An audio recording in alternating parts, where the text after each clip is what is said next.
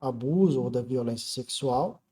O armazenamento de provas, como que nós devemos conduzir esse armazenamento de provas, e é aí que entra, né, quando a gente está falando da parte de internet, né, aí que entra toda a questão de segurança da informação, também toda a parte de preservação de provas voltadas para a forense digital, né? Então, é possível que você, conduzindo uma investigação, você trabalhando ou atuando aí como perito judicial, assistente técnico, né, mesmo na esfera aí mesmo no assunto, né, da psicologia jurídica, da psicologia forense, você provavelmente vai precisar, né, ter o apoio de algum outro profissional que seja da área de perícia, né, possivelmente da forense digital, computação forense, como muitos definem. Tá? Isso é amparado aí também com um apoio jurídico, né? Mas todas essas formas de tratamento de provas, elas são extremamente necessárias, né? Então, a gente vai ver aí o armazenamento de provas, como que funciona. A parte de investigação na internet, né, como que a gente vai conduzir, quais são os pontos principais que a gente deve levar em consideração. Falaremos um pouco da neurocriminologia, o que são assuntos aí que envolvem a neurociência e a parte da criminologia, né, que é o estudo aí da criminalidade, né, estudo do crime em si. E a prevenção e orientações gerais, né? Também a gente, quando fala de criminologia, quando a gente está falando de crimes, né? Uh, Tanto a investigação quanto a perícia em si consegue auxiliar na prevenção. E o protocolo de entrevista forense. Falaremos de alguns, mas o que a gente vai acabar abordando aí de uma forma um pouco mais geral, né? Vamos ver os conceitos gerais dele, é o NICD, né? A gente vai ver aí mais à frente como que ele funciona. Então, de primeiro momento, vamos tentar definir aqui o que vem a ser, né, a violência sexual. E aqui, basicamente, ela trata de que toda a atuação dentro ou fora da família, né, que possa constranger o menor a praticar ou presenciar um ato de cunho sexual, né, incluindo a exposição do corpo em foto ou vídeo por meio eletrônico. Então, toda e qualquer conduta que esteja fora do padrão daquela idade daquela criança ou do jovem em si, né? Aí tem a lei que define o que vem a ser o, o infantil, né? O que vem a ser o jovem, o que vem a ser o pré-adolescente, enfim, mas que com ou sem consentimento, né? Vai ser aí considerado um ato criminoso, tá? Então, a gente vai falar muito também da questão de que os protetores, né, no caso aí de uma criança, de um adolescente, são as pessoas mais velhas, né, as pessoas que têm ou deveriam ter alguma responsabilidade, dentro ou fora da família. Então, toda a sociedade está aí para ajudar a contribuir na prevenção de crimes em geral, né, mas no nosso caso, que a gente falando do abuso sexual infantil, então é voltado para esse tema em específico. Aqui a gente tem extraído do site, né, do Ministério Público de Minas Gerais, o abuso sexual infanto-juvenil, né? Então não somente crianças em si, né, mas de jovens e crianças, né? É o ato praticado por aquele que usa o menor para satisfazer o seu desejo sexual, ou seja, é qualquer jogo ou relação sexual ou mesmo ação de natureza erótica, destinada a buscar o prazer sexual com crianças ou com adolescentes. É importante salientar, é importante ter em mente que o abuso sexual, ele não necessariamente precisa ser carnal, ele não precisa ser consumado para ser uma agressão. Partindo do ponto de que não há consentimento, ou partindo do ponto que aquela conduta ela está saindo das regras do que é lei, do que é normal, ela está sendo considerada aí um ato, né, de abuso, pode ser considerado um ato de violência sexual infantil. Temos aqui alguns estudos, então cerca de 320 crianças e adolescentes são abusados sexualmente por dia no Brasil. tá? Em um estudo da OAB, né, do Rio Grande do Sul, né, aqui do meu estado. E em 2020, o Ministério Público ajuizou 722 ações penais relativas a assédio sexual contra crianças e adolescentes. Então a gente vê que é um número bastante significativo, né? E isso, é claro, são aqueles números que foram catalogados, né? Foram aqueles números que tiveram algum registro. A gente pode ter provavelmente um número, talvez o dobro, né? Um número bastante superior a esse de ações que não são ajuizadas, de situações que não são declaradas, né? No, não há uma denúncia aí para os órgãos competentes. Prevenção, né?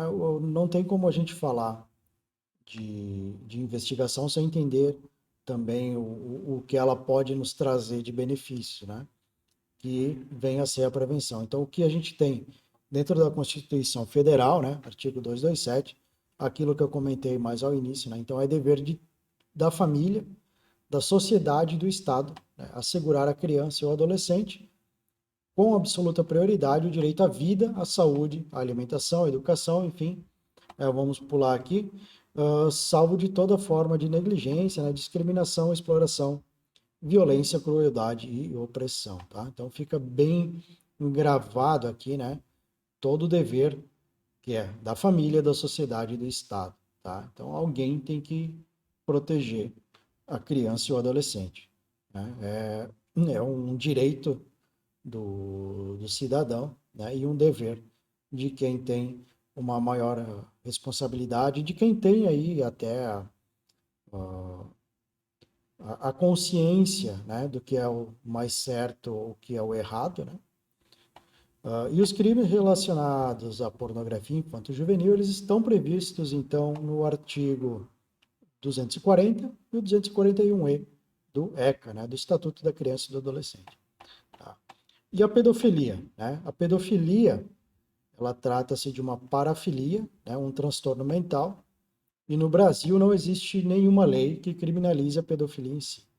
Tá? Então, aqui, a pedofilia, ela seria um transtorno de parafilia, né? Ela não seria só uma pura e simplesmente parafilia, é considerado um transtorno porque pode causar aí prejuízos, né, a outras pessoas também e ao doente mental, tá? Temos que levar em consideração algumas coisas. Por mais que não exista nenhuma lei, né, que vai criminalizar a pedofilia em si, porque a pedofilia ela é considerada uma doença, né? A gente tem que saber o seguinte: não necessariamente todo pedófilo ele vai cometer o crime, né? Então, por isso que também é importante a gente ter em mente que talvez criar uma lei ou criminalizar o doente, né, o doente mental, não seja uma boa ideia. Tá?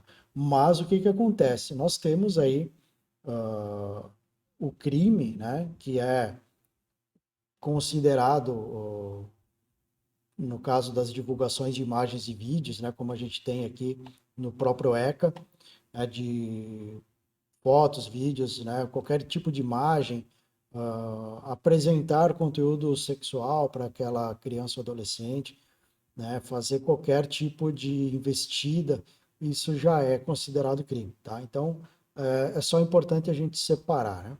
E, claro, tem a possibilidade do pedófilo, sim, cometer o crime. E a gente vai ver também que dentro desse ambiente internet, muitos criminosos eles acabam cometendo crime que ficaria puramente de forma virtual, o que não quer dizer que ele deva receber uma pena menor nem nada disso, tá? Os problemas que podem causar para a vítima eles são da mesma grandeza, né? Mas a questão é que há relatos, né? Há aí situações em que acredita-se que esse criminoso que ele vai estar cometendo esse ato pela internet, né, utilizando aí de dispositivos informáticos, não necessariamente ele cometeria o crime na vida real. Quer dizer que tenha um vínculo tão forte. Tá? Mas claro que temos as penas, temos o crime já previsto para isso. Outro ponto que traz aqui para nós, né, dentro do ECA, do Estatuto da Criança e do Adolescente, então o artigo 240, como eu já havia comentado antes, então tem como crime previsto a produção de pornografia infanto-juvenil, que é isso que é o crime, né? Não é a pedofilia em si. Então, quando a gente está falando de crime sexual, infantil, abuso sexual, violência sexual infantil, né, a gente está falando de algo que é relacionado à pornografia infanto-juvenil. E aí o que mais nós temos dentro desse contexto, que é produzir, reproduzir, dirigir, fotografar, filmar ou registrar cenas de sexo explícito ou pornográfica envolvendo crianças e adolescentes, com o objetivo de satisfazer o próprio agressor ou para comercialização. Tá? Eu não vou entrar muito na relação, né, na questão de o que é parafilia ou transtorno de parafilia, mas aqui a gente já vê um pouco da diferença, né? Satisfazer o próprio agressor, que aí pode ser considerado, então, a parafilia, né? No caso de alguém que tenha um tipo de, de transtorno, que poderia ser a pedofilia, ou para comercialização. O criminoso, ele pode ou não ter um transtorno, tá? Então, ele pode ser simplesmente um criminoso que está fazendo alguma maldade aí, que está trazendo algum prejuízo, está acarretando aí com grandes problemas, né, psicológicos, inclusive, para a vítima. E outros pontos de interesse que eu elenquei aqui, que também envolvem, né, essa parte de pornografia, de assédio, de abuso sexual infantil, né, que é a venda de pornografia infanto-juvenil, que nós temos aí no ECA, o artigo 241, a divulgação de pornografia infanto-juvenil, 241A, a posse de pornografia infanto-juvenil, 241B, a produção de pornografia infanto-juvenil simulada, né, no 241C, e o aliciamento de crianças, que aí consiste em aliciar, assediar, instigar ou constranger por qualquer meio de comunicação criança com o fim, né, de com ela praticar o ato libidinoso. Então, 241D do ECA. Aqui é importante a gente ver no 241C do ECA a produção de pornografia infanto-juvenil simulada. Então, o que vem a ser essa produção simulada? É pegar aí uma foto de uma criança, é pegar a foto de um menor e manipulá-la de maneira que tenha alguma conotação sexual, tá? A posse de pornografia infanto-juvenil, ela diz respeito a você, por exemplo, ter em seu celular alguém que compartilhou pelo Instagram, pelo Telegram, Signal, qualquer tipo de mensageiro, colocou em um grupo aquele material, tá? Então isso aí seria a posse de pornografia infanto-juvenil. Então, se a gente for levar em consideração agora a parte da investigação, aqui o que nós teríamos, né? De primeiro momento, um perito aí na área de forense digital, ou você mesmo, né? Desde que tenha o conhecimento para fazer essa análise no local, para fazer essa análise no dispositivo informático. Entra também a parte de preservação daquela prova, que é identificar onde está ocorrendo, né, saber o que aquele jovem ou aquela criança estava fazendo e extrair as informações que são pertinentes àquele ato, tá? Ou entender como que aquilo chegou até o criminoso, se foi a criança o adolescente aí que compartilhou, né? Pode ter sido por ameaça, pode ter sido por espontânea vontade, né? Tentar entender para quem que ele compartilhou e fazer essa preservação. E a gente conseguir mapear ou colocar lá na cadeia de custódia, né? Aonde que aquela informação acabou passando, né? De onde que ela partiu.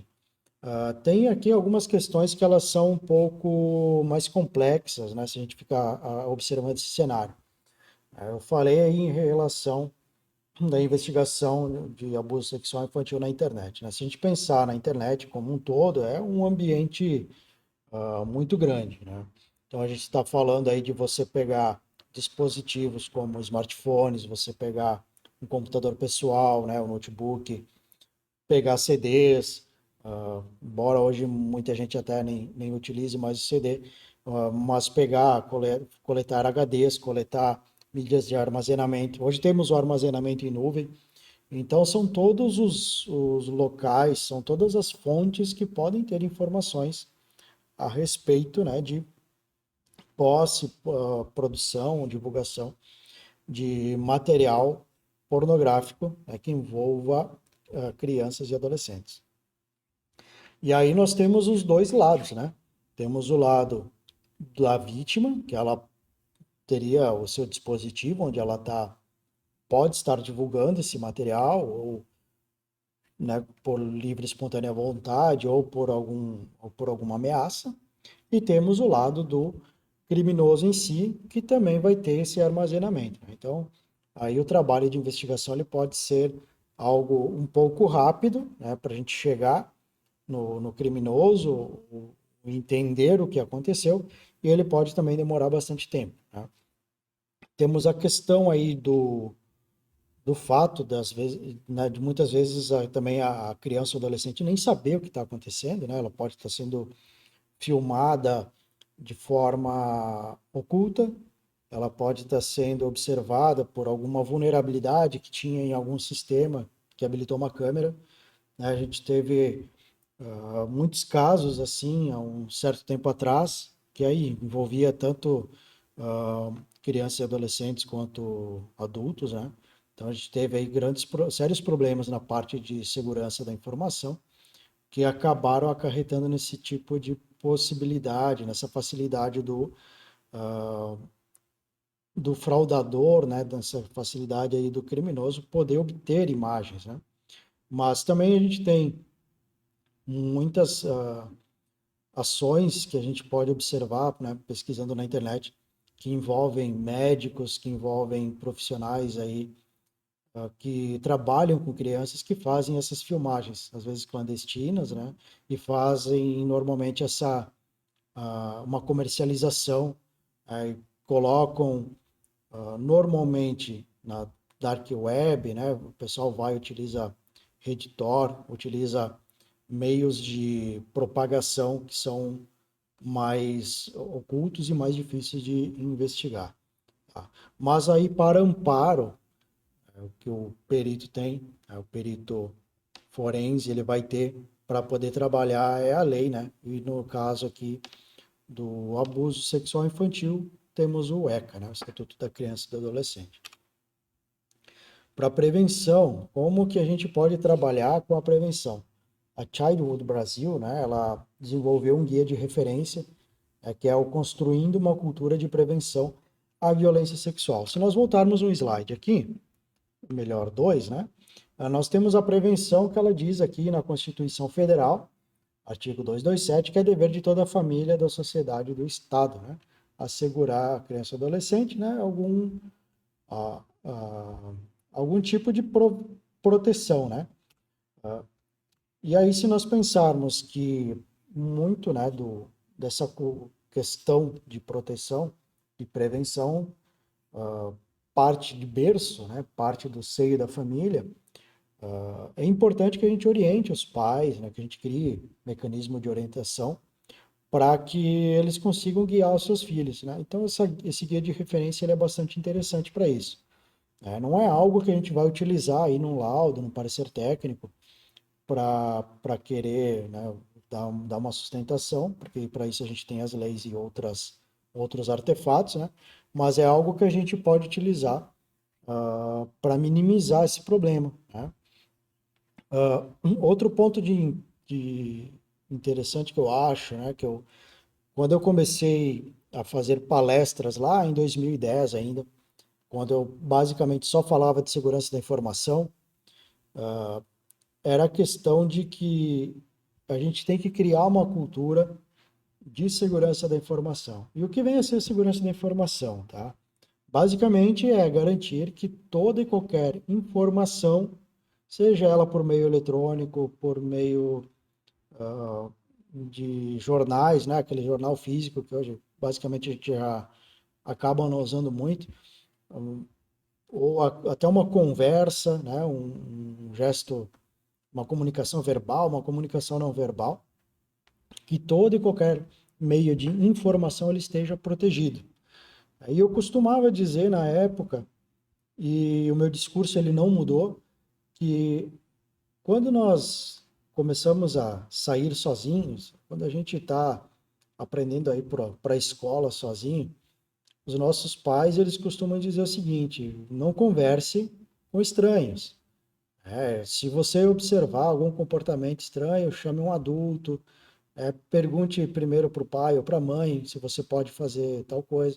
Você precisa explicar, você precisa dizer quais são seus amiguinhos. Isso a gente vai aprendendo de berço.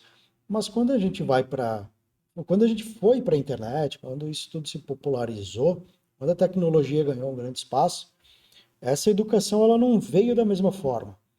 Nós observamos aí quem é da minha idade, né, conseguiu acompanhar o início maior aqui da internet no Brasil.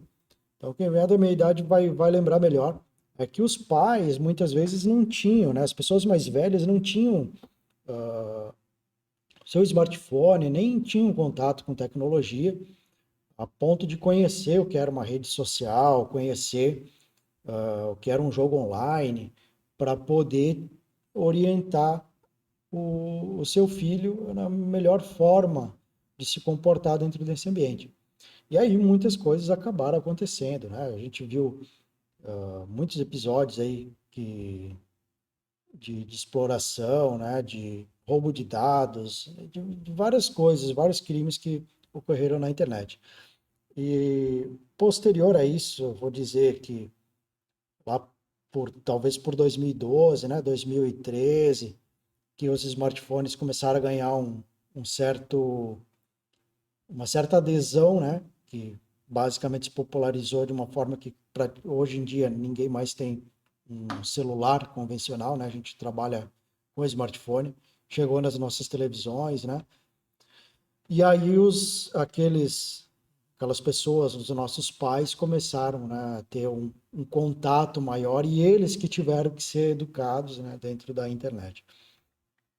Claro que hoje quem está tendo filhos, né, dentro dos últimos anos, está conseguindo já entender que esse é um ambiente que precisa de educação, que precisa de cuidado. Né? Então a gente pode ter o guia de referência e tem a mesma orientação, né? Não converse com estranhos, né? Procure estar em vigília, né? Quem é o adulto aí, quem é o responsável por algum menor, tem que estar em vigília, tem que estar sabendo o que está acontecendo, tá? Uma forma de prevenção, né? A educação, a cultura, né? Criar essa cultura de segurança. Uh, e aí, algo que eu gosto de trazer para esse assunto, né, é a neurocriminologia e as raízes biossociais do comportamento violento. Então, vamos imaginar, né, você tem uma criança ou adolescente que acabou passando por algum tipo de abuso sexual, seja ele pela internet, ou seja ele um abuso físico mesmo, né, ele teve contato com o agressor. O que isso pode trazer de problemas, né, para esse futuro adulto, né? Porque isso vai trazer de problemas para esse cidadão. Tá? Eu já trago aqui o seguinte, né? O abuso sexual é quase sempre perpetrado por homens. Ele não tem modificado essa afirmação no ambiente digital. Tá? Então, da mesma forma que ocorre no ambiente físico, no ambiente comum, né? Ele vai ocorrer no ambiente digital.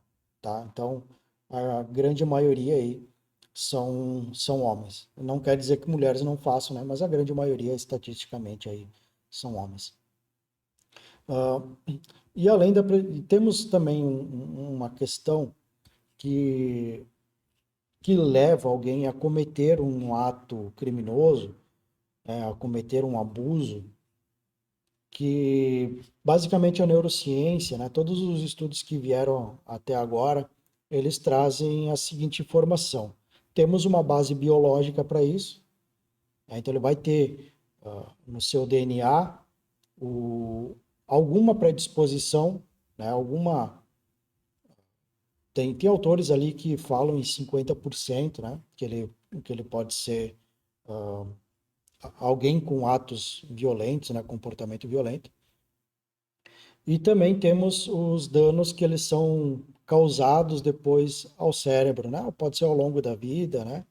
Uma pancada ou até alguma questão, algum trauma que ele venha sofrer, né? Um trauma psicológico, alguma ação violenta que ele venha sofrer, que pode desencadear aí um dano, né, ao cérebro da pessoa, algumas regiões que podem transformá-lo aí num criminoso ou alguém, mesmo que não cometa um crime de fato, tenha alguma atitude mais violenta, tá? Então, quais são as possíveis sequelas, né? Então, se a gente pegar aqui, que se o abuso sexual ele ocorre entre os 3 e 5 anos de idade, o volume do hipocampo é reduzido.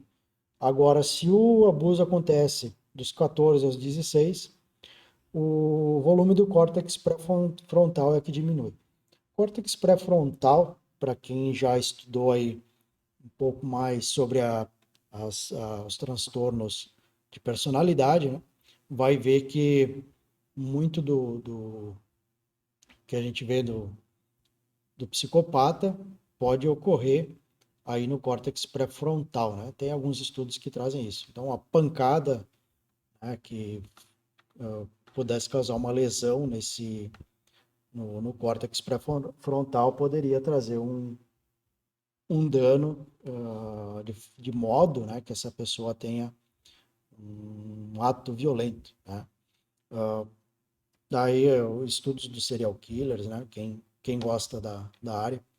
Vou falando aqui porque como a parte de análise comportamental é algo que eu estudo aí há mais ou menos 6 ou 7 anos, né? Eu trouxe essa área para dentro da segurança da informação, inclusive para poder trabalhar com a parte de engenharia social, que é um caso à parte, né? Que até os criminosos utilizam muito de engenharia social, né? Eles ludibriam a vítima para obter alguma vantagem, né? Basicamente é o que também os criminosos, os abusadores sexuais, eles fazem, tá?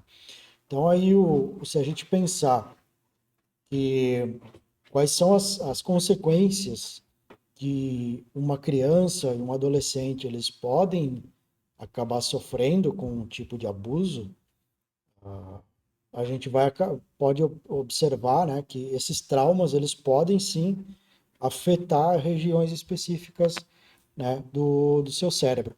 E aí se eu pegar o seguinte aqui, essa seguinte frase, né, a vida dos criminosos violentos está repleta de privação materna, abuso físico e sexual. Tá? Então, se a gente pegar aqui o abuso físico e sexual, então a gente pode ter uma vítima que poderá ainda se tornar um agressor futuramente. Né? Então a gente acaba tendo um problema duplo. Né? Então, se a gente não tratar a vítima hoje, talvez tenhamos que investigar e se preocupar com o agressor posteriormente. Por isso que é importante a gente mesmo falando de investigação, trazer esses assuntos de prevenção, né? E tratar o mais cedo possível, né? Não tomar cuidado, né, quem a gente está investigando, inclusive com a vítima, né? E também com o que vai acontecer com o agressor posteriormente. Então, outros traumas, né? Daí pobreza, malnutrição, enfim, são coisas que vêm acarretando, que vêm de encontro, né? Com com a vida, né, desse criminoso. E aí o que mais nós temos, né? Essas dificuldades sociais dão seus golpes sobre regiões específicas do cérebro. Então, o córtex orbitofrontal medial, né? O córtex pré-frontal, né? O mais famoso aí da anatomia da violência, né, que a gente chama, a amígdala, o hipocampo e o córtex temporal, né, que são áreas que estão ligadas à violência. Eu trouxe essa citação aqui do livro Anatomia da Violência, né, as raízes biológicas da criminalidade. Então, se a gente, novamente, né, pegar aí alguém que sofre com abusos, né, que sofreu alguns traumas, que a gente não consegue mensurar o trauma, ele não vai ter o mesmo peso para todas as pessoas, né? O comportamento humano, né? A, a anatomia humana, ela não é 100% exata. Você não consegue colocar ali o trauma que o Peter sofre, né? Vai 80% e levar para outra pessoa e dizer, não, é o 80% que essa intensidade vai causar na mesma pessoa. Não é assim que funciona, né? A gente sabe disso. Então, esse livro aqui ele é bastante interessante, que ele vai te trazer muito conteúdo uh, relevante, né? É importantíssimo ler ele, que tem muita informação importante. E aí o que tem aqui, né? Podemos concluir que essa privação social resulta em um desgaste, né, de longo prazo e prejuízo no cérebro em desenvolvimento, produzindo angústia e agressão no adolescente. Aí, por fim, em violência na vida adulta. Então, dependendo da idade aí da violência, né, que a criança ou adolescente sofreu, né, a gente tem já estudos da neurociência que traz aí os efeitos que causam no corpo, que causam no cérebro do indivíduo. Né? Lembrando sempre que todos os meios de prevenção que a gente pode aplicar, incluindo aí os tratamentos, né, que esses indivíduos eles vão ter, tanto a vítima quanto o agressor, podem auxiliar, né, numa redução desses níveis de violência, né? Pode ser que a vítima nunca seja uma pessoa violenta, né? Não é isso que eu quero dizer, tá? É importante a gente voltar a entender que o que um trauma pode representar na vida de uma pessoa não vai ser exatamente igual na outra, né? Então, há pessoas que vão passar por traumas e não vão ser violentas, não vão ser agressores, tá? Mas tem pessoas que poderão sim ser, tá? E aí da parte da investigação, né? Tendo em vista o que a gente viu até agora, né? Observando um pouco da análise comportamental, entendendo como que isso pode desencadear mais à frente, os problemas que isso pode desencadear mais à frente, na análise comportamental, na hora da gente fazer uma investigação, podemos até ter um norte, ter um caminho a seguir. Então vamos pegar aqui, partindo, né, do que a gente precisa fazer. Primeiro respondente, né, o first responder, pessoa que chegou no local. O que ela vai fazer? Primeiro momento, preservar as evidências. Preservar as evidências num caso assim envolve muito mais do que simplesmente você pegar aquele conteúdo que você identificou, mensagens, áudios, conteúdo pornográfico, né, imagens, vídeos, no computador da vítima ou no computador do suspeito, né? Isso são coisas que a gente tem que fazer, né? Preservar essas evidências materiais, essas evidências físicas, né? Mas tem um ponto de grande importância aqui, que é a memória, né? O, o que está intangível no cérebro, principalmente da vítima, né? Que aí como que a gente preserva esse tipo de informação, como que a gente trabalha com essa informação que pode ter passado, né? Então, com a parte de entrevista. Então, quem vai conduzir a investigação, quem vai trabalhar na investigação, já vai ter que ter previamente a sua caixinha de ferramentas, né? Você vai chamar um perito em informática, que vai lá fazer a preservação das evidências físicas e digitais, né? Vai ter também que, possivelmente, né, se tiver disponível, um psicólogo, aí, alguém que tem o conhecimento de uma entrevista cognitiva, de uma entrevista voltada aí para preservar essa memória da criança e do adolescente, essa memória da vítima, né? É importante também entender que a vítima, nesse caso, nem sempre vai ser só a criança, né? Toda a família poderá ser uma vítima desse abuso que ocorreu a partir de um indivíduo de sua família, né? O que nós temos de tecnologia para trabalhar, para preservação e para coletar evidências, tá? A investigação cibernética em fontes abertas, que a gente chama de OSINT. Então, a pessoa vai pegar o histórico de navegação, vai pegar um perfil que estava conversando com aquela criança ou aquele adolescente, vai tentar fazer um rastreamento daquele perfil, tentar identificar quem é aquela pessoa, procurar entender se está sendo navegado por na internet normal, né, na Surface Web, que a gente chama, na internet que a gente conhece, ou se aquele criminoso, aquele ofensor ali buscou outras alternativas, né, que a gente vai tentar identificar se ele tentou mascarar aqueles acessos, que muito provavelmente sim. Analisar o uso dos aplicativos, né, que aquela vítima estava utilizando. Aqui eu trouxe o exemplo do Discord. Por quê? Aconteceu um caso aí em finalzinho de 2019, que uma pessoa entrou em contato comigo pedindo orientações do que ela poderia fazer, porque tinha uma pessoa que estava fazendo um menor praticar atos na frente do computador, né? E de modo que fosse gravado. E depois começou a extorquir e ameaçar essa vítima, né? Então esse menor, no caso era uma menina, né? Eu não lembro exatamente a idade, eu não lembro se eram 12 ou 13 anos.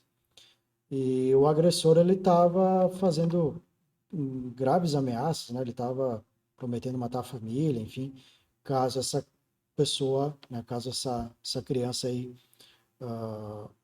divulgasse essas informações, né, que entrasse em contato com a polícia e tal, e se não mandasse, né, mais fotos íntimas dela fazendo introduções de dispositivos, enfim, nas suas partes íntimas. E aí, né, eu perguntei para essa pessoa que entrou em contato, né, como que ela sabia desse fato, como por quais meios que isso estava ocorrendo. E então essa pessoa disse, olha, tem um aplicativo que é muito utilizado por gamers, né? Pessoal que joga online, que é o Discord. Então é salas de bate-papo ali que você vai conversando.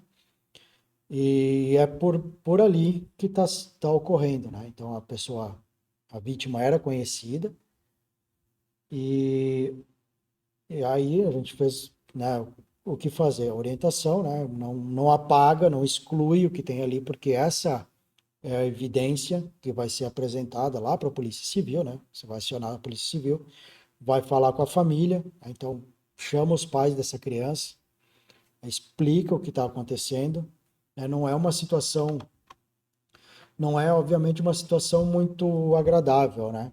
Mas os pais têm que estar alerta, eles têm que saber o que está acontecendo. Então a gente viu lá que os pais, né, a família é quem deve proteger, o Estado, né, qualquer adulto aí. Então, primeiramente, eu já dei os parabéns para a pessoa que entrou em contato, né? Então, qual o principal, né? Não excluir aquele conteúdo, manter aquelas conversas, porque tem ameaça, enfim, tem outros crimes ali, né? Além da pornografia infanto-juvenil. Entra em contato com a Polícia Civil, registra o BO, né? E a partir daí vai atrás da plataforma para aquela plataforma online o Discord nesse caso, para buscar informações sobre aquele perfil que entrou em contato com a criança e adolescente. Tá? Então é um caminho que a gente já vai seguindo. Se a gente sabe quem é a vítima e sabe qual foi o meio que ocorreu a ameaça. A gente já tem um caminho para andar. Então, vamos pensar o seguinte: tem a pessoa, né, temos a vítima, perfeito. A vítima tem um perfil online em um aplicativo chamado Discord. A partir desse momento, salvo todas aquelas conversas, né, não excluo nada, guardo, faço um BO, chamo a Polícia Civil, faço um BO, registro tudo aquilo e entro em contato com a plataforma. Normalmente aí o delegado ele já vai entrar em contato com a plataforma, vai pedir a identificação daquele suspeito, porque por enquanto a gente tem nada mais, nada menos do que um suspeito. A gente ainda não sabe quem é, principalmente se tratando de internet, né? Nós vamos ter um perfil lá. Então ele vai solicitar para o Discord, para a plataforma online, seja qual for, dados de acesso daquele perfil. E aí a plataforma vai fornecer a data hora da conexão, né? A data hora que aquela pessoa acessou, que teve aquela conversa, vai fornecer o endereço de IP que foi utilizado naquela conversa. Vai anotando aí no seu caderninho, tá? Que isso tudo é muito importante. Ele vai fornecer o endereço de IP e um dado que é chamado de porta-lógica, tá? Feito isso, qual é o próximo passo? Tentar entender aonde que se aquele criminoso ele não está utilizando meios de mascaramento de comunicação, né, para esconder a sua identidade. Quais seriam os meios de mascaramento? Né? Utilizar uma VPN, utilizar a rede Tor, né, utilizar a Dark Web para fazer o acesso àquela plataforma. É bastante comum que os criminosos façam isso, tá? Mas a gente sempre tem que tentar identificar para saber se de fato aquilo aconteceu ou não, porque existem criminosos que não fazem, né? Então a gente não pode dizer que 100% vai acabar se protegendo. Alguns não fazem. Ainda bem, tá? Ainda bem que alguns não fazem. Então aí eu, tendo em mãos aquela informação que o Discord ou que a plataforma online te forneceu, você vai pegar aquele IP e vai procurar entender de onde é aquele IP. Vamos supor que ele seja aqui do Brasil, você vai identificar qual é a operadora, qual é o provedor de internet que fornece aquele endereço de IP. Identificando aquele endereço de IP, o investigador, o delegado, né, ou seja, a pessoa que estiver conduzindo aquela investigação, vai entrar em contato com a operadora, com o provedor de internet e vai pedir, então, a quebra de sigilo daquele endereço de IP, com aquela porta que foi fornecida e tudo mais. E aí, a partir desse momento, a gente vai chegar ao dono daquela conta. Só que o que acontece, né? O dono daquela conta pode ser a pessoa que contratou aquele serviço de internet, não necessariamente o criminoso de fato. Mas a partir daí, pelo menos você já tem um endereço físico, né? Um endereço, um estado, cidade, rua, bairro, né? Um número de uma residência para você ir, tá? E aí continuar conduzindo a investigação. Então, da preservação das evidências, o que a gente pode fazer é isso. Deixa eu voltar aqui para o nosso slide. Então, aí um outro ponto de grande importância, né, observar os sinais de alerta no comportamento da criança e do adolescente. Esses sinais de alerta, eles vão ser visíveis no momento que os pais, que o protetor daquela criança ou adolescente, né, o responsável, ele de fato conheça a criança e o adolescente, né? Eu conheça no ponto que eu digo, no sentido que eu quero dizer é ter uma interação real, né? Saber da vida, se preocupar em perguntar o nome dos amigos, saber o que está fazendo, ter aquela relação próxima, aquela relação família, né? Aquela preocupação real. Porque porque eu digo isso, né? Eu vejo muito hoje os pais, né? Muitas vezes muito ocupados, enfim, criando os filhos com tecnologia, né? Então, pega aí uma criancinha que nem fala direito ainda, vai lá, entrega o smartphone com um videozinho para ela assistir, né? Com um desenho. ou só coloca na frente da televisão. E eu estou vendo muitas crianças que estão demorando muito para falar, por exemplo. Então, por quê? Porque não tem muito essa relação, né? E isso pode ser prejudicial. Não estou dizendo aqui que vai ser uma vítima de um abuso sexual, de uma violência sexual, mas eu estou querendo dizer que muitas vezes o genitor ou a pessoa que tem que proteger essa criança, ele não está de fato conectado, né, emocionalmente, não está conectado à vida daquela pessoa, para de fato entender quando ela tem um desvio comportamental, quando algo não está bem, né? Porque se você simplesmente entrega um dispositivo, aquilo vai ser o mundo daquela, daquela pessoa em formação, né? Então, por isso que a gente tem que tomar bastante cuidado, né? A parte da prevenção, que nós falamos mais no começo, diz bastante disso, né? Você está sabendo o que está acontecendo dentro da sua casa, sabendo o que está acontecendo com aquela pessoa que você tem que se preocupar. Dentro dos meios tecnológicos, aí dentro da investigação na internet, nós temos mecanismos, softwares que auxiliam no monitoramento do que a pessoa está acessando, né? Pode estabelecer horários, pode colocar regras lá para conteúdo, isso é bastante importante. E, novamente, conversar, né? Então, quando você vai fazer você vai ouvir a vítima, né? A gente vai falar um pouquinho mais aí na parte de entrevista. Você vai ouvir também a pessoa que tem a tutela, né? Você vai ouvir a pessoa que está lá cuidando, né? O responsável legal por aquela vítima. E aí você vai buscar entender o comportamento de todos dentro daquela família, né? Para saber onde que pode ter ocorrido o problema, né? Aí é um caso que eu sempre trago em criminal profiling, que é a vitimologia. Então você vai procurar o agressor nos olhos da vítima, né? Claro que no criminal profiling, quando a gente está falando isso, a gente está muitas vezes falando de alguém que já acabou falecendo, né? Está falando de crimes violentos, enfim, mas na vitimologia não necessariamente tu vai tratar somente de quem já faleceu, né? De uma vítima aí que perdeu a vida, mas de toda e qualquer vítima, né? Então, sob os olhos da vítima, né?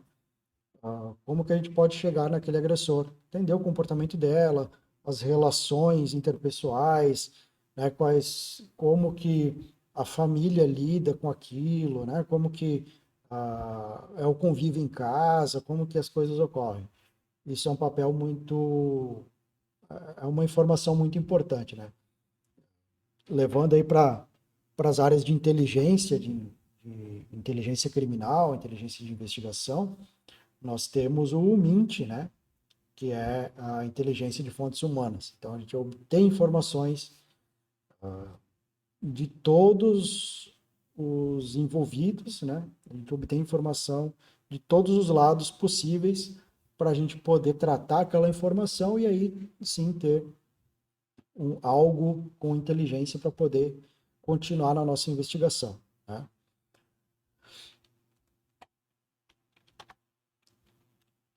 Então, seguindo aqui, e aí a gente vai para uma outra parte, que é a entrevista, né? Nos nossos últimos assuntos aqui. Comecei a investigação, né? Fui lá no local, identifiquei a vítima, né? Eu tô partindo aqui a questão de a gente ir primeiro na vítima, tá? Mas a gente poderia ir também no agressor, se a gente souber que existe um agressor. Primeiro a gente vai no agressor, pega as informações e a gente pode acabar indo para as vítimas depois, tá? Mas vamos partir aqui do pressuposto que a gente está indo pelo lado da vítima primeiro. Então, o que a gente tem agora é na parte de entrevista, né? Temos diversos protocolos, temos diversas formas de entrevista. O que eu vou trazer para vocês aqui, basicamente, é a entrevista investigativa, né? É um tipo de entrevista que eu utilizo muito na investigação de fraudes, é quando tem que conversar com uma testemunha, conversar um suspeito, né, para conduzir a minha investigação é o primeiro passo, tá? De, temos também a entrevista cognitiva, que daí ela vem tratar os aspectos que são bastante referentes à memória. Então, para quando a gente está trabalhando muito com vítimas, né, ele é bastante interessante, vítimas, testemunhas, para resgatar algumas memórias, né, conduzir aí de forma amigável, né, procurar um rapport, né, a gente vai ver um pouquinho mais à frente. O depoimento especial, então que o depoimento especial é o que basicamente a gente utiliza dentro de uma entrevista com crianças e adolescentes. Tá? Depoimento especial é inclusive até uma lei. Né? A gente vai ver mais à frente qual é a lei. E o protocolo NICD, né? Chamo de NICD, mas que é um protocolo aí amplamente utilizado, vários países adotaram e temos aí a versão brasileira, né? Temos uma versão em português. Tá? E aqui eu tenho esse pequeno texto, tá? Que é o motivo mais provável, né, para uma criança entrar em contato com o sistema judiciário, ocorre quando há uma denúncia de abuso sexual, da qual ela própria é a vítima, né? Sendo ela a testemunha-chave da investigação. E, contudo, é importante observar que é extremamente necessário proteger a criança da revitimização no depoimento. E aí, a partir dessa necessidade, muitas mudanças ocorreram, amparadas por um crescente corpo de pesquisas científicas, e alguns países adotaram um protocolo nacional de entrevista padronizado, como o protocolo NICD, que já é utilizado em Israel e em vários outros. Né? Aqui grifado, né, nós temos aqui a revitimização. Por que isso tem que fazer sentido para nós e por que isso é tão importante? Vamos imaginar, né, vamos até voltar um slide ou dois aqui, onde a gente fala da neurocriminologia, né, sequelas que podem causar na vítima. A revitimização é aquele processo onde você vai fazer uma entrevista, né, com uma criança ou adolescente, e aí eu posso até dizer, né, que pode ser qualquer vítima também, mesmo um adulto, né? Você vai expor, muitas vezes, uma pessoa a várias entrevistas, né? Ela pode ficar relembrando daquele episódio N vezes. Então, a ideia, quando se está, quando a gente está falando de crianças e adolescentes, é que a gente tem o número de entrevistas menor possível, tá? Para evitar que esses episódios fiquem muito frequentes, né, na memória ou resgatados da memória daquela vítima, para que ela não tenha que passar todo momento, né? Ela já passou pelo abuso. E aí você vai lá e entrevista ela e faz ela relembrar. Aí vai para o juiz vai ter que fazer lá a oitiva dele e ela vai relembrar de novo. E aí vai ter que contar para a criança, vai falar para um psicólogo, vai falar para a professora, né? Seja lá quem for, vai falar para os pais, vai chegar uma hora que aquilo vai ficar muito pesado para aquela criança, né? Então a ideia é que a gente evite ao máximo expor ela a todo momento a esse tipo de situação. Inclusive também, não é nem só a questão da memória, né? Nem só aquela questão de você perguntar e ela ter que repetir várias vezes, mas até mesmo apresentar o conteúdo, né? Você tentar colocar ela de volta na cena do crime, né? Que é um processo importante para a entrevista cognitiva, por exemplo, é você colocar a pessoa de volta na cena para que ela tenha uma ativação da memória episódica dela, né, para poder ver com mais detalhes, para poder te auxiliar na condução aí até de, um, de uma simulação, né? E ela te dar mais detalhes daquilo, pedir para que ela conte de trás para frente e tal. Pode ser que isso uma criança não consiga fazer, mas a ideia é que a gente evite ao máximo fazer isso repetidas vezes, né? Procurar sempre obter o maior número de informações possível num número de entrevistas que seja pequeno, né? Então, quais são os pontos principais dos protocolos de entrevista em geral, né? Do que já se tem aí para depoimentos de crianças e adolescentes. Então, estabelecimento de confiança, então, rapport que está lá na entrevista investigativa, está na entrevista cognitiva, que é você estabelecer um vínculo de confiança com o seu entrevistado. Né? Então, você vai conversar com aquela pessoa de uma forma que a gente fala de quebrar o gelo, né? Para que ela consiga te entregar informação sem ativar aí um nervosismo, né? Sem que aquelas emoções de nervosismo, de medo estejam muito altas, né? Para que ela possa se sentir segura em conversar com você e te entregar a informação pertinente. Depois a gente tem a avaliação de desenvolvimento, né? Falar aqui, por exemplo, discutir sobre a verdade e mentira, né? Então, aí é promover um acordo com a criança, né, sobre falar a verdade. Então, você vai chegar para dizer, olha, preciso que você fale a verdade, né? Então, eu quero que você me traga a verdade sobre aquilo. E se ela não souber ainda, né, se for uma criança muito pequena, é uma idade muito baixa, né? Você talvez tenha que explicar para ela um pouco a diferença entre verdade e mentira, tá? E aí também dizer, né, por exemplo, informações sobre a entrevista, né, que a criança, né, pode, se ela não souber como explicar, simplesmente dizer eu não sei. Essa é uma informação útil lá para quando a gente está falando da parte de análise de credibilidade, inclusive. Tá? Prática de resposta sobre os tópicos neutros, né? Depoimento sobre supostos incidentes envolvendo o abuso, né? Com base principalmente em lembranças e perguntas abertas, né? Usando a abordagem de funil. Então, por exemplo, começar com perguntas abertas, né? Pedir um relato mais amplo, explicar o que aconteceu, o que ela lembra, desde se tiver condições, né, de tratar um lapso temporal, né, um, um período ali, né? Olha, porque você lembra das 8 da manhã até as 8 da manhã de ontem até hoje, né? Quando você chegou aqui. É algo que o entrevistador tem que ter um certo cuidado, né? Ele vai precisar saber com quem ele está lidando, né? Com quem vai trabalhar. E aí vai fazendo essas perguntas mais abertas e depois vai pegando aqueles pontos da entrevista, né? Que são pontos que ele identificou como chaves, né? E vai fazendo perguntas mais fechadas, perguntas mais específicas, né? Até o ponto de que ele consiga extrair toda a informação que precisa. Né? E o encerramento, né? Que daí é agradecer a criança aí por responder as perguntas, né?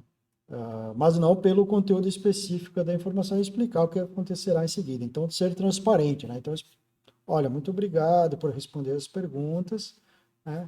E mais à frente vai acontecer tal coisa, talvez você vai ter que conversar novamente com alguém, tá? Todo esse tipo de situação, tá? Eu costumo dizer, e, enfim, todos que trabalham com entrevista, né, que entrevista nada mais é do que você fazer um levantamento de informações, né? Porque muitas vezes pode ser que, dependendo da situação, claro que falando de internet, a gente vai ter outros artefatos para nos auxiliar a ter provas. Então, uma navegação, um conteúdo, alguma coisa que você consegue extrair, materializar, preservar, tá? Mas em situações onde você não tem nenhum vídeo, nenhum áudio, nenhuma foto, nem nada, muitas vezes vai ser só aquele relato, né? Então, o relato da vítima e o relato do agressor, né? Se você identificar quem é o agressor. E aí é onde você tem que materializar, e aí as coisas começam a ficar um pouco mais complicadas, né? Aqui no Brasil nós temos, para o depoimento especial, né, como eu comentei antes, que é uma lei, então é a Lei 13.431 de 2017, né, a Lei de Depoimento Especial, aqui no Brasil foi desenvolvido, então, o Protocolo Brasileiro de Entrevista Forense com Crianças e Adolescentes Vítimas ou Testemunhas de Violência. Tá? Então, esse protocolo ele é bastante útil e ele serve aí para poder trabalhar, né? Tem um certo roteiro a seguir, tá? É o que está sendo amplamente divulgado aí no judiciário, né? Então, você pode se apoiar nesse protocolo. Um ponto que eu trouxe aqui, deixei até numa fonte um pouco maior, né? Antes de obter um relato ou levar uma criança ao tribunal, é importantíssimo ter a sensibilidade se este, de fato, é o momento ideal, evitando a revitimização. Então você tem que analisar vários contextos, né, antes de sair perguntando para uma criança, antes de levá-la para uma entrevista. É, tem vários fatores a serem considerados nesse ponto, né? Pode ser que, dependendo do estado emocional que aquela criança, adolescente se encontra, não seja o ideal para você fazer perguntas. Pode ser que talvez vá piorar um quadro clínico, alguma coisa que ela tenha. Então, também é importante, né, você conversar e se tiver algum laudo clínico, alguma coisa assim, antes de obter depoimentos, né? Então, aqui o protocolo brasileiro de entrevista forense, ele foi baseado no NCAC, né, o NCAC, the National Advocacy Center, do Alabama, Estados Unidos. Então, internacionalmente reconhecido por ser uma das organizações pioneiras em fornecer um modelo de atendimento integrado aos casos de violência contra crianças e adolescentes. Onde nós podemos fazer o download? Aqui nesse link aqui do Childhood. Né? Eles têm várias coisas lá. Deixa eu até abrir um documento aqui, vou compartilhar com você na tela. Deixa eu ver aqui.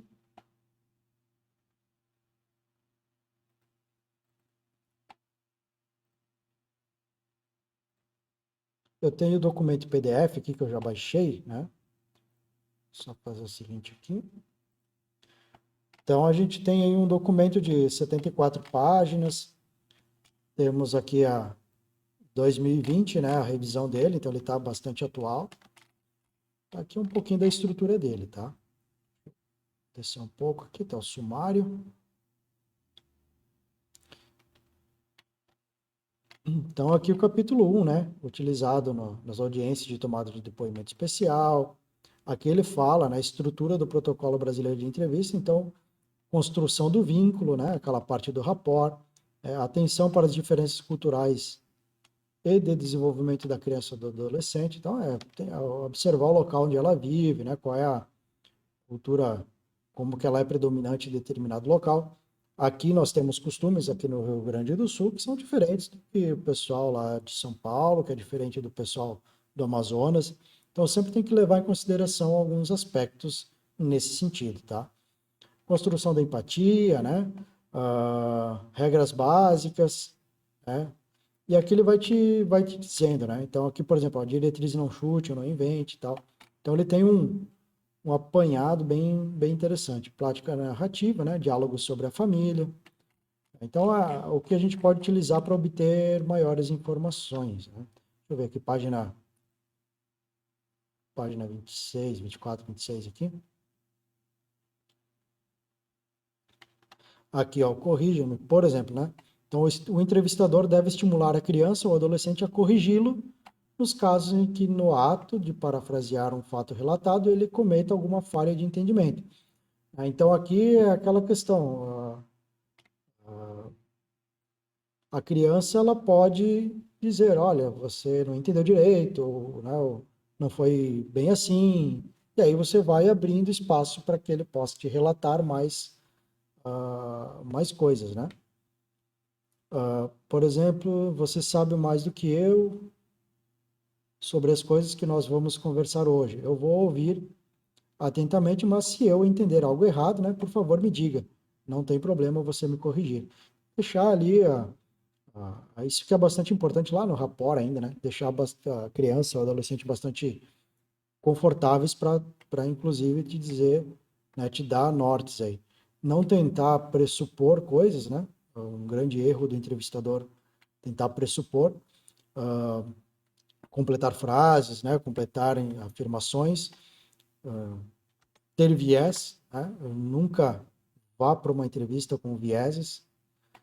E uma das recomendações, né, muito fortes que a gente tem é evitar se envolver emocionalmente com o entrevistado, por mais que às vezes possa ser difícil, né? Você entrevistar alguém que foi vítima, né, de um abuso sexual pode ser bastante complicado, né?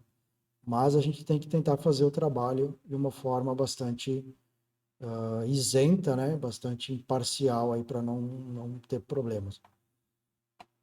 Porque nem sempre, né, a vítima de fato é a vítima, o suspeito aí vai ser de fato o criminoso. Deixa eu só voltar um pouquinho aqui para o nosso slide, antes de seguir para esse outro conteúdo. Perfeito. E aí o que nós temos também que levar em consideração, né, os tipos de memória. Provavelmente você talvez já tenha visto em alguma cadeira da sua faculdade. Se não viu, não era da área de psicologia, você vai ver aí com professores excelentes que tem na pós aí de psicologia forense e jurídica, que eles vão falar mais detalhadamente o que é cada um. Em geral, o que a gente trata aqui, até o que eu vou apresentar para você do protocolo NICD, né? Que é a memória episódica, que na verdade é uma memória de eventos ou episódios tendo caráter autobiográfico, né? Armazenado, por exemplo, armazenando, por exemplo, as informações sobre nós mesmos, né? E as cenas que nós lembramos de nossa infância, etc. Então, a memória episódica é o que a gente vai acabar tentando estimular mais, né, numa entrevista de criança ou adolescente. Temos também a memória semântica, né, que consiste no conhecimento geral sobre o mundo, conceitos, linguagem e assim por diante. Tem outros tipos, né, de memórias que a gente trata aqui, tá? Mas basicamente memória episódica é o que a gente vai acabar falando bastante. As entrevistas com o protocolo NICD apresentaram mais perguntas abertas do que as entrevistas realizadas com outros instrumentos, garantindo que as informações obtidas por meio das memórias episódicas, né, recordadas, fossem mais acuradas quando comparadas às de reconhecimento, obtidas pelas perguntas focadas ou sugestivas.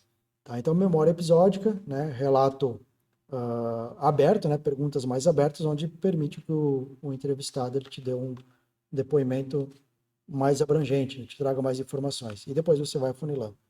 Então, o NICD, né, o National Institute of Child Health, né, and Human Development, então destaca-se pela existência de um número, ou melhor, de um maior número de estudos empíricos realizados.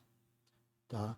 E o protocolo de entrevista forense, NICD, né, tem sido identificado na literatura como o exemplo máximo da ciência aplicada. Né? E aí ao domínio de entrevista com criança. Então é um protocolo que já foi testado, retestado, foi, né, virado aí de cabeça para baixo para aplicação de entrevistas, né, com crianças e adolescentes, e ele é o que melhor tem funcionado. E o protocolo NICD, então, ele se assemelha em muitos aspectos com a entrevista cognitiva. Né? Porém, a última, no caso a entrevista cognitiva, carece de uma especificação detalhada, né, de como o entrevistador deve formular as questões.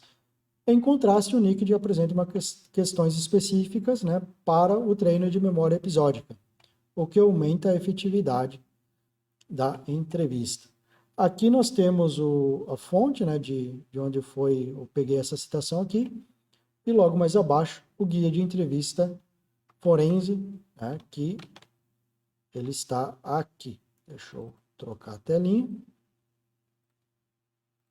Basicamente esse é o guia, né, de entrevista forense NICD. Você pode utilizar ele também para as entrevistas, tá? Então, o que é feito, né? Eu vou passar rapidamente aqui. Você vai se apresentar, né? Vai explicar, vai falar da data, hora e tal, e você vai dizer o nome do entrevistado, vai perguntar o nome do entrevistado, vai explicar o que você vai fazer, né? Então, no caso, normalmente vai ter aí uma câmera de vídeo, um microfone, mais alguém na sala, né, para anotar algumas questões, né, acerca do que vocês estão conversando. vai explicar aqui, por exemplo, parte do meu trabalho, envolve falar com crianças, jovens, né, sobre coisas que aconteceram com elas, né? Ah, vai fazer aquele treino da verdade e mentira, né? Se não souber ainda as diferenças, né, com crianças pequenas, no caso, aí vai depender um pouquinho da idade dela, explicar aquilo que é verdade e aquilo que é mentira, né? Se eu disser que os meus sapatos são vermelhos ou verdes, né? Isso é verdade ou mentira? Aí para a criança poder dizer, ver o que ela vai te trazer de informação, para alinhar que vocês de fato estão se entendendo. Eu vou passando um pouquinho mais à frente aqui, tá? Aí as perguntas iniciais, né, para ir alinhando. Depois a gente tem também o estabelecimento do rapport, né? Que eu acho que isso acaba vindo até antes, porque o rapport ele é um tipo de é algo que você quer estabelecer, inclusive dentro da sala que você está utilizando, né? Você utiliza não somente a conversa em si, mas todo o seu ambiente em volta para fazer um rapport, né? Você vai entrevistar uma criança, você não vai colocar coisas agressivas ali para que ela se sinta com medo, você não vai também colocar coisas que vão tirar completamente a atenção do entrevistado, vai colocar coisas que sejam do agrado, né, dela para que ela se sinta confortável, né? Então, o rapport ele envolve muito mais do que a gente possa imaginar, né? E aí, então, opa, ele traz aí o coisas que você gostaria de fazer, né? Coisas que você gosta de fazer e tal. E você vai com são pequenas perguntas aí para você trabalhar. Depois vem o treino de memória episódica, né? E aí vem para a parte de entender como que ela consegue te trazer informações, né? Como que aquilo ficou, por exemplo, gravado no cérebro dela, com base nas coisas que ela fez, com coisas que aconteceram. Então, só passando rapidamente aqui. Então, a gente tem disponível na internet, né? Tem o link aí para consultar, né, no nosso slide. Eu vou voltar aqui mais um slide. Não, vou voltar mais um pouquinho. Aqui, quando eu falei do protocolo brasileiro de entrevista forense, tem uma dica de vídeo, né? A lei do depoimento especial, que é bastante interessante que você assista também, né? Caso você queira trabalhar mais com essa parte de entrevistas, entender mais, é bastante interessante. Perfeito. Então vamos seguindo aqui o guia de referência, né? A gente dá uma olhadinha nele. E depois aí mais pro fim, a gente tem outros artefatos que a gente pode utilizar, inclusive para entender, né, se não há uma dissimulação, se aquela informação ela está vindo credível, né? Não necessariamente que o fato de uma credibilidade, né, de um depoimento ele não apresentar um alto nível de credibilidade, ele vai ser algo, perdão, que está sendo forjado de fato para uma tentativa de engano. Às vezes só a memória que ela não tá legal, ou você não fez a pergunta certa ou algo do gênero, né? Mas aí para se trabalhar com a parte de análise de veracidade, com provas, né, com questões, com um relato de crianças, nós temos o CBCA, né, que é análise de conteúdo baseada em critérios. Então, tem vários critérios aí para a gente trabalhar. Eu estou fazendo uma pequena tradução aqui, vou mostrar para você. Pretendo publicar aí no meu website, então já fica mais, se você quiser dar uma olhada posteriormente. Vou pegar o documento aqui.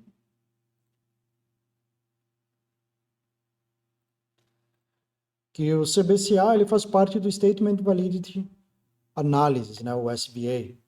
Talvez você já tenha ouvido falar, enfim. Mas aqui, como ele é baseado em critérios, né, análise de conteúdo baseada em critérios, quantos critérios nós temos, né? Então, temos 19 critérios que tem que se obedecer. Então, coerência, reprodução espontânea, detalhe suficiente. Aqui tem um pouquinho detalhado que é cada um, né? a incorporação contextual, descrição das interações, reprodução da conversação, detalhes incomuns, né? E a gente vai descendo. Temos aqui um resumão, né, dos 19 critérios, tá? Aqui mais para o meio.